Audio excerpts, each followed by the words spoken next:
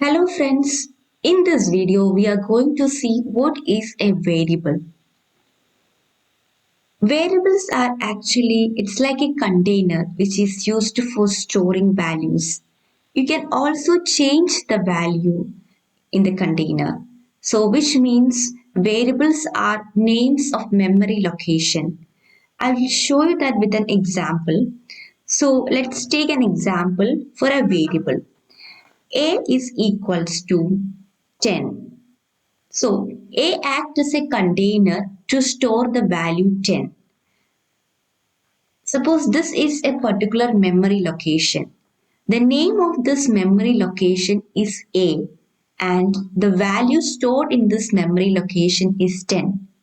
You can change the value 10. So I'll show you an example for that. I write x is equals to 3. Then y is equals to 4.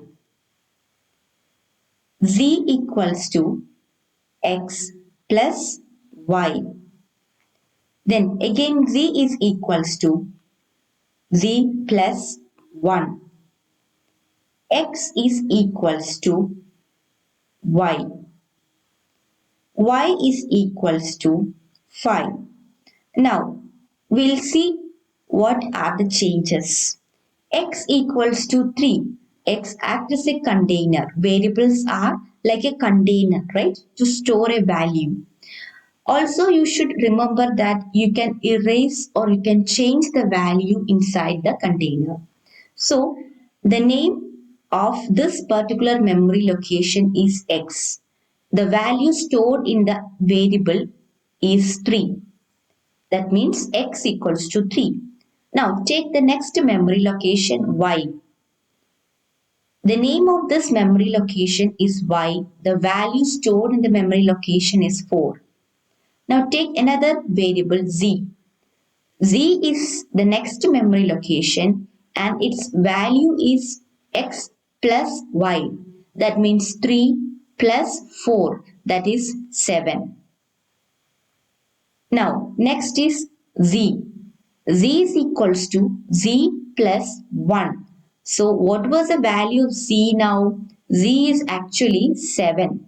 So 7 plus 1, that is 8. So the old value of c is erased with the new value of 7.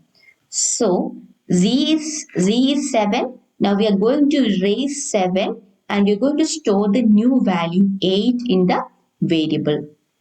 Then next next step is x equals to y. What is the value of y? Y is 4. So now y value is stored in the variable x. So x value was 3. Now I am going to erase the value 3 and going to store the value of y in the variable x. So now x is also 4 because the value of y is 4. Y is 4. Value of y is stored in the variable x. So x is also 4. Then next is y equal to 5. So y is changed to 5. 5. Okay, so this is the current state. So if I print a, x, y and z, I'll get 4, 5 and 8. The value of x equals to 4, the value of y equal to 5, the value of z equals to 8. See, first value of x equals to 3. That means 3 is stored in the variable x. Then y is equals to 4. 4 is stored in the variable y. Then z is equals to x plus y. That is 3 plus 4. That is 7. So 7 is stored in the variable z. Again the value of z is changing. 7 is the value because the latest value is 7, right? That value plus 1, that means 8. 7 plus 1 is stored in the variable z. So now the value of z is 8. X equals to y. That means y value. What is the value of y? Value of y is 4. 4 is stored in the variable x. And y equals to 5. That means 5 is stored in the variable y. So this is how the values are stored in the variable. This is the way the values are stored in the variable. So always remember that variables are names of memory location. See, here you can see this is a memory location. A is a variable. So A is the name of this memory location. Or we can say that it acts like a container to store a value. See, it acts like a container to store the value 10. Also, this value is erasable. You can erase the value and you can save with a new value. So that is all about a variable. And one more thing is that you can name a variable with a letter, with a word, or a sentences.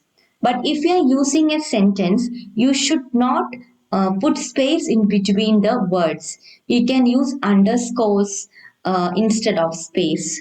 Like you can use a letter like A.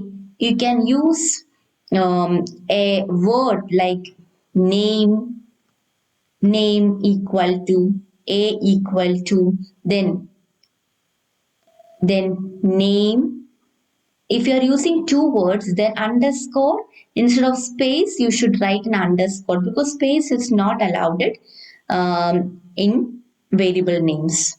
Then it should not start with a number. For example, 1a.